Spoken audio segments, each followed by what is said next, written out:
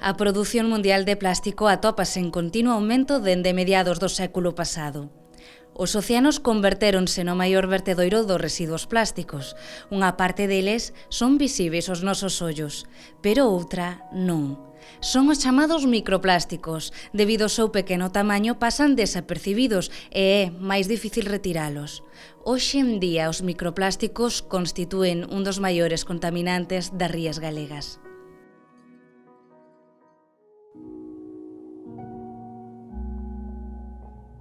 Os microplásticos son pequenos plásticos. Chamamos de microplásticos aos plásticos menores de 5 milímetros.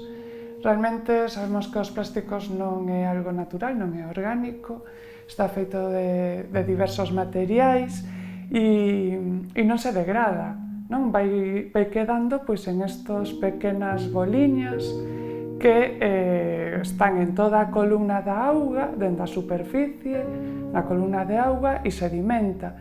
E a fauna mariña pois, se alimenta, de paso que se alimenta tamén vai inserindo estes plásticos, polo que se inclúe tamén na cadea trófica.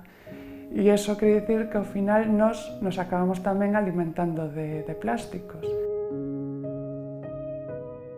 A loita contra os microplásticos une o sector ecoloxista coas traballadoras e traballadores do mar, unha batalla en común da que nace o proxecto Rías Sostibles.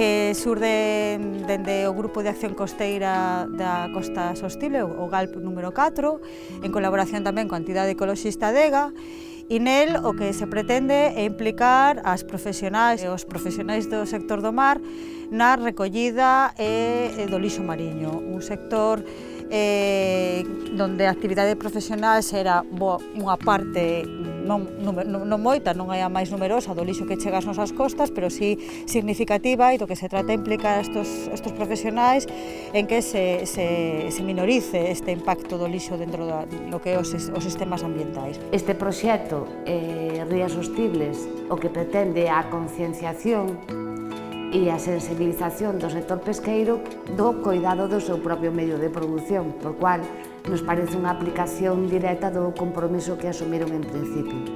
E aparte nos parece importante porque sensibilizar o sector pesqueiro estáse sensibilizando a poboación en xeral. É dicir, se a poboación en xeral ve que realmente o sector pesqueiro se preocupa do seu propio medio porque así pode realizar o seu traballo e pode asegurar o mantemento dos seus recursos, pois indirectamente o resto da poboación se vai vendo máis implicado. O noso papel como socios consiste en deseñar unha serie de actividades formativas, actividades de educación ambiental para concienciar sobre a problemática do lixo mariño, en particular sobre os plásticos e os microplásticos que se atopan no medio e que son unha importante eiva para o sector, xa que son un contaminante moi persistente, e estas actividades que nos deseñamos, formativas, tanto as tradicionais en gabinete como aquelas outras directamente sobre os caladoiros, sobre o medio, na praia.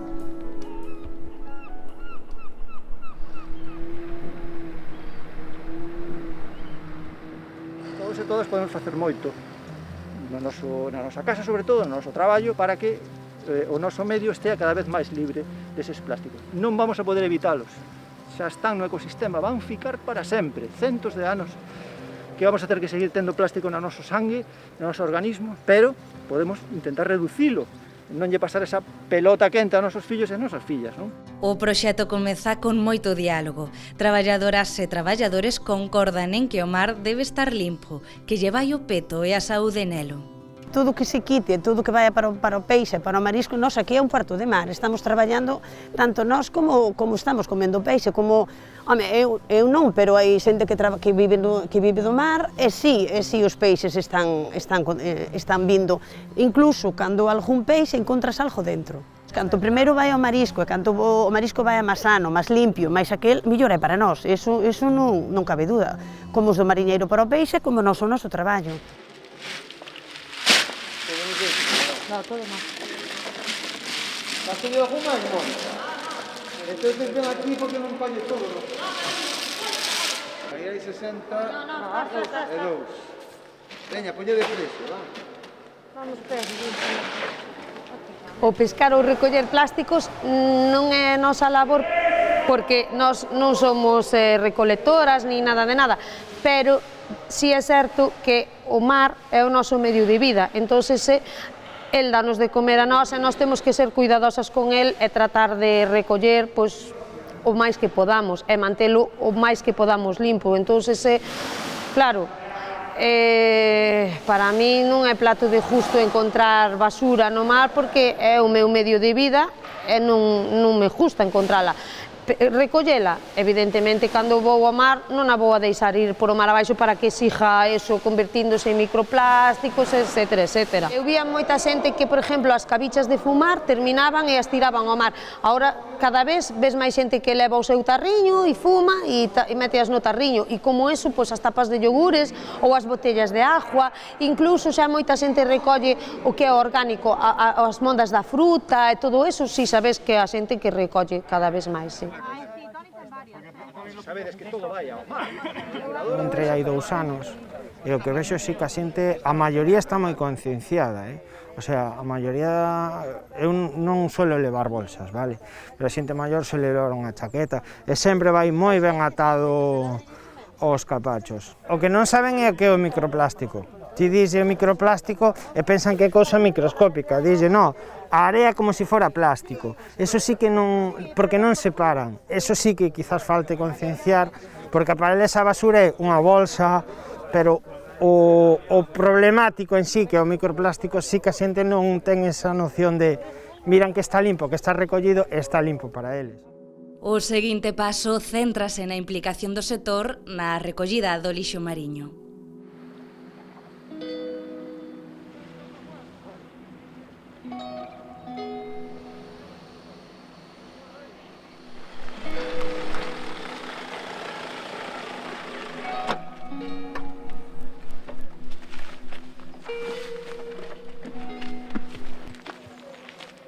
O que imos facer son dúas cousas. Vamos vos pedir que na vosa práctica profesional durante 5 días de xeito colateral non específico, é dicir, isto non é un proxecto de pesca activa, non vos vamos a pedir que vayades a coller plástico, ides facer o voso traballo e colateralmente se vedes algún plástico recollédelo. Eses plásticos despois da xornada laboral pois os depositades en este contentor durante 5 días e logo faremos outra actividade de clasificación e categorización dese plástico. Que tipos de plástico hai, de onde veñen, cal é a súa problemática concreta e como se pode visualizar con eses residuos aí diante que a súa procedencia, cales poden ser as actitudes que poden levar a reducir eses plásticos.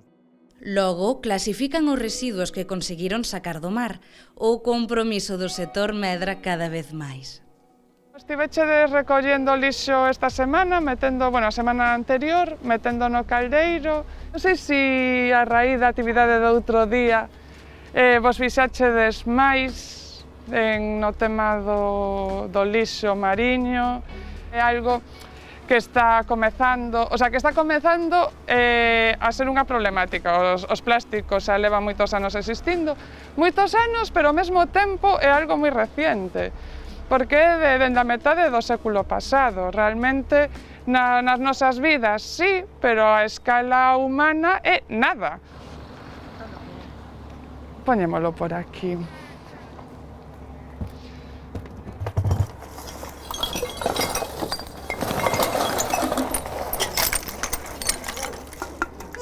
As redes... de pesca. Claro. Esto... Podemos poñer aí en pesca. Parece ser. ou algo por estilo. Pois plásticos, incluso mitad dun tubo destes que utilizan para depuradoras, cristales moitísimos, restos de roupa que a saber o tempo que levan aí, gomas, de todo. Algún resto tamén de cordas dos mariñeiros e cousas desas, pois sí. Deso sempre podemos encontrar, pero eso aparece máis en zonas onde hai barcos atados. E algunha vez, algún resto de tramallos ou así, pero suelen ser cousas pequenas e puntuales. Ainda que sexamos pouquiñas, pois estar nesta charla porque vos tamén podedes ser transmisores, non a xente que tendes alrededor, por iso é moi interesante. Trátase de que se implique algo máis cada mariscador, porque se cada mariscador collemos o que nos ven no rastro, simplemente, ou o que temos diante das narices, en vez de tiralo para o lado, o metemos no capacho, teríamos a playa perfecta. Na situación que estamos vivindo de mitigación de cambio climático, de respeto polo medio ambiente, todos os sectores profesionais teñen que ir da man destes obxectivos e destas metas a conseguir.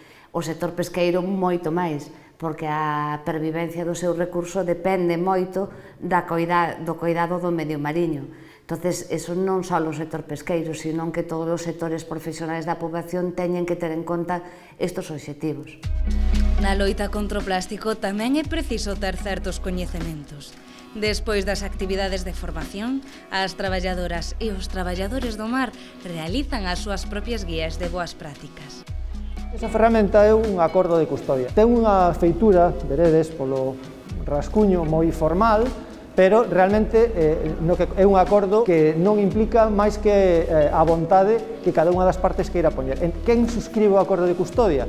Bueno, pois, por un lado, as confradías, que son esos produtores e produtoras que estades tirando un beneficio dos bancos marisqueiros en este caso, e por outro, a Adega, en este caso, que é unha ONG ambientalista. E entón, unimos as nosas forzas, os produtores e as produtoras, é dicir, a vos, a confraría, con a Adega, para que a problemática do lixo mariño continúe tratándose ao longo do tempo máis alá da data de remate deste proxecto. Eu creo que esta é unha forma de tamén poñelos a funcionar dunha forma cumplindo os preceptos da Unión Europea, que cada vez pídenlle máis cousas, non? Porque antes realmente eles estaban acostumbrados que ir á playa era ir á playa, ou se non é só ir á playa.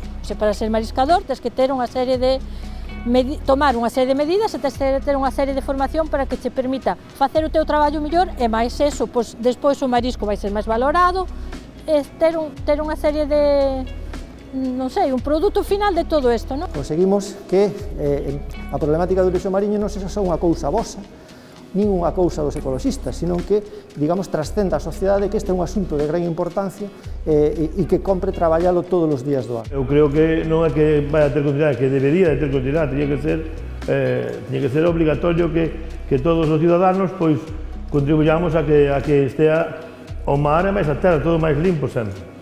Eso é, con estes proxectos, pois son os que eu creo que fan que a xente se conciencie de que hai que colaborar todos para que a cousa estea perfecta. E a toma de consciencia dos traballadores e traballadoras do mar e a boa vontade da xente fagan imparable a loita contra o lixo mariño, por unhas rías sostibles, por un mar limpo.